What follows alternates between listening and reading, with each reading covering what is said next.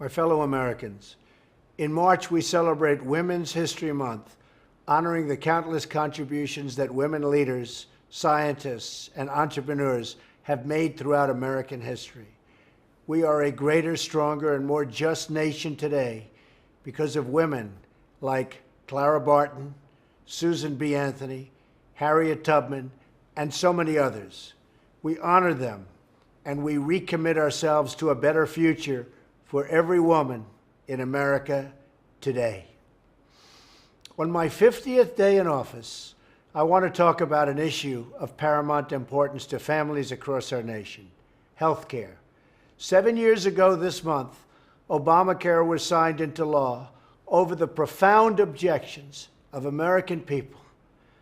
Our citizens were told they'd have to pass Obamacare to find out what it was and how bad it was. Now we know that the hundreds of pages were full of broken promises. Americans were promised that Obamacare would bring premiums down $2,500 for a typical family. Instead, they've gone up by more than $4,000. Americans were promised that Obamacare would increase competition and provide them with more choices. Instead, the number of plans to choose from has plummeted, and I mean plummeted. This year, Americans in nearly 1/3 of all counties have only one insurer to choose from on the exchanges, or in effect, no real choice at all.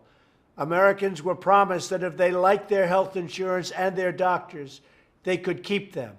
Instead, millions of Americans lost the insurance and lost the doctor that they liked, and were thrust into a cold new reality of higher costs and less coverage. Through 7 long years of botched rollouts, soaring costs, canceled plans, and bureaucratic mandates, Americans have called out for relief. And relief is what we are determined to give them. I want every American to know that action on Obamacare is an urgent necessity. The law is collapsing around us, and if we do not act to save Americans from this wreckage, it will take our healthcare system all the way down with it. If we do nothing, millions more innocent Americans will be hurt, and badly hurt. That's why we must repeal and replace Obamacare. House Republicans have put forward a plan that gets rid of this terrible law and replaces it with reforms that empower states and consumers. You will have the choice and the freedom to make the decisions that are right for your family. The House plan follows the guidelines I laid out in my recent address to Congress: expanding choice, lowering costs, and providing health care access for all. This plan is part of a 3-pronged reform process. In concert with the plan in front of Congress, I have directed Dr. Tom Price, our Secretary of Health and Human Services, to use his authority to reduce regulations that are driving up costs of care. We're also working on reforms that lower the costs of care, like allowing Americans to purchase health insurance across state lines. You've heard me say that many, many times during the debates.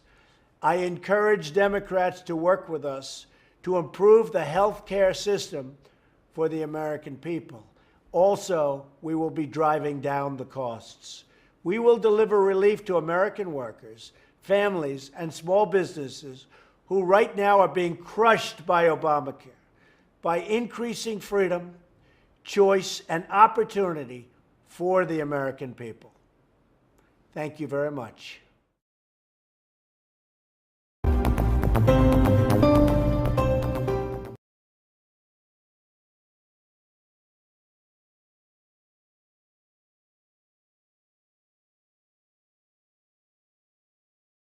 My fellow Americans, this week I traveled to Nashville, Tennessee to lay a wreath at the grave of Andrew Jackson on the 250th anniversary of his birth. Jackson was an American hero, first as a brilliant general whose crushing defeat of the British at New Orleans saved our independence in the War of 1812, and later as the 7th President of the United States, when he fought to defend the forgotten men and women from the arrogant elite of his day. Does it sound familiar? The memory of his leadership lives on in our people, and his spirit points us to a better future. This week, I also traveled to the Willow Run plant in Michigan. At that facility during the Second World War, the Ford Motor Company built not cars, but entire airplanes. At one point, workers there produced a complete B-24 Liberator every single hour. Hard to believe. Today on that site is a new facility where the cutting-edge cars of the future will be tested.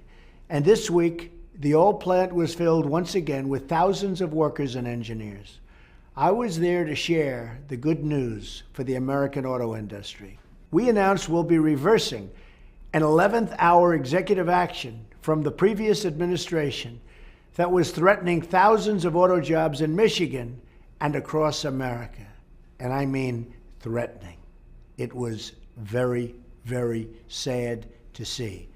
In fact, we are setting up a task force in every federal agency to identify any unnecessary regulation that is hurting American businesses and American jobs.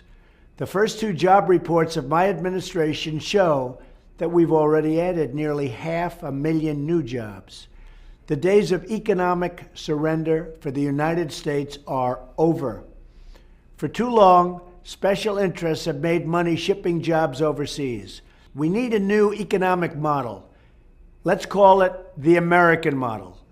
Under this model, we will lower the burden on American business, but in exchange, they must hire and grow America and American jobs.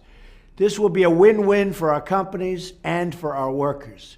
Let's buy American and hire American. Let's create jobs in America. Let's imagine new industries. And let's build a beautiful future together. Among the workers building B-24 bombers at the Willow Run plant during World War II was one tough lady. You might have heard her. They called her Rosie the Riveter. And when Rosie's country called her, she answered the call.